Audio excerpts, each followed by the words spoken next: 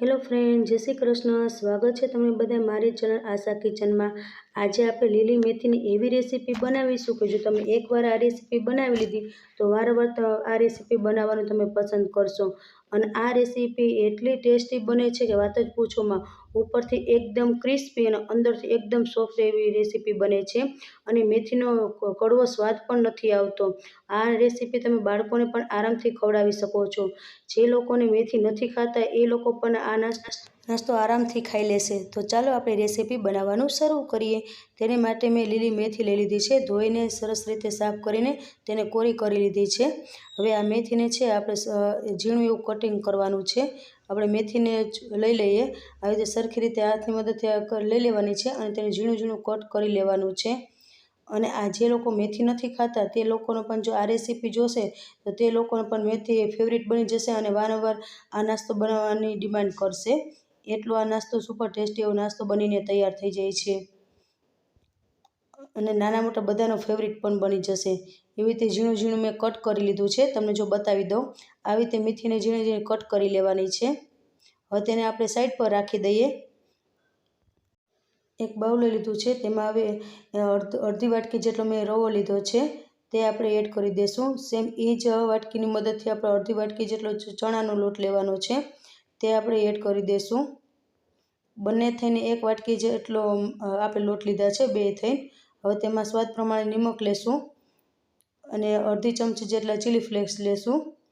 તમને જો વધારે પસંદ હોય તો તમે વધારે પણ એડ કરી શકો છો. હવે એક ચમચી જેટલા આપણે સફેદ તલ છે તે એડ કરી દઈશું. અડધી ચમચી જેટલો હળદર પાવડર છે તે એડ કરી દઈશું. હવે ગરમ મસાલો લીધો છે તે મેં નાની ચમચી જેટલો તે એડ કરી દઈશું. હવે તેમાં લીલા ધાણા લીધા છે નાની વાટકી જેટલા, તે આપણે લીલા ધાણા છે તે એડ કરી દઈશું.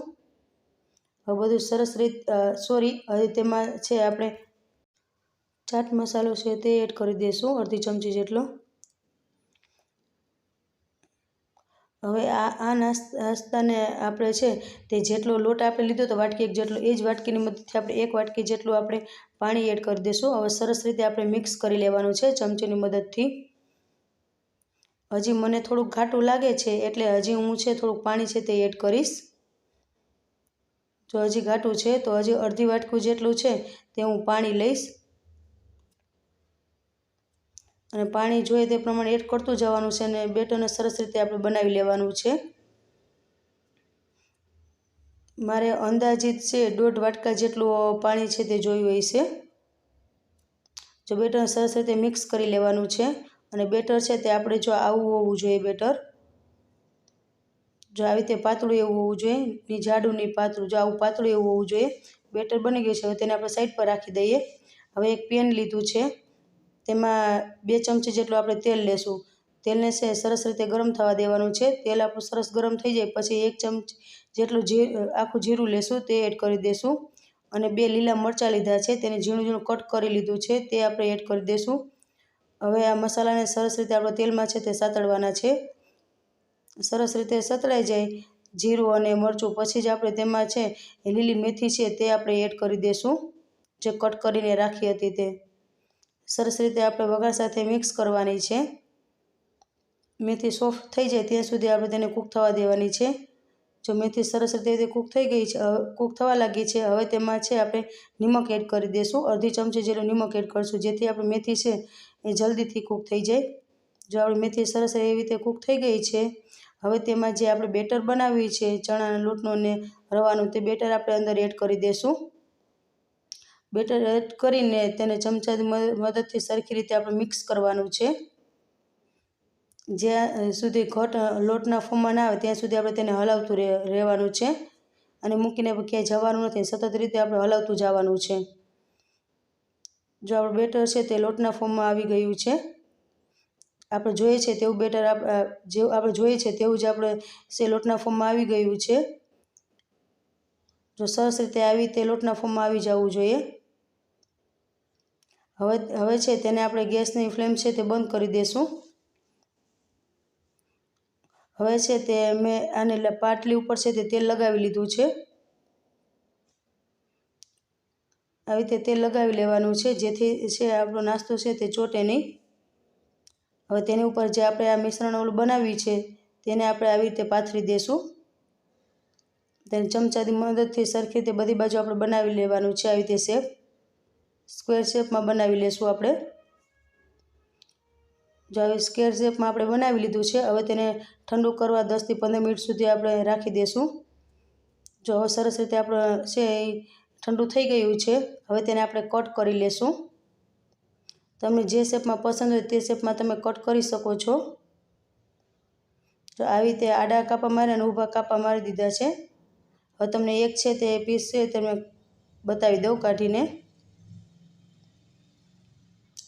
જો આવી રીતે જો સરસ રીતે આવી રીતે તમે ચોરસ શેપમાં કરીને તમે નાસ્તો બનાવો તો પણ સરસ એવો ટેસ્ટી જ બને છે. હું તેમાં ટ્રાયંગલ શેપ આપું છું. જો આવી રીતે ટ્રાયંગલ શેપ આપું છું. તમને બતાવી દઉં.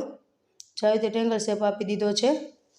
તેવી જ રીતે મેં બધા પીસીસ છે તે કરી લીધા છે. તમને બતાવી દઉં. બધા પીસીસ તૈયાર થઈ ગયા છે. હવે તેલ ગરમ કરવા રાખી દીધું છે પહેલેથી. તેલ સરસ એવું ગરમ થઈ ગયું છે. આપણે આ નાસ્તાને છે તે આપણે તળી લેશું.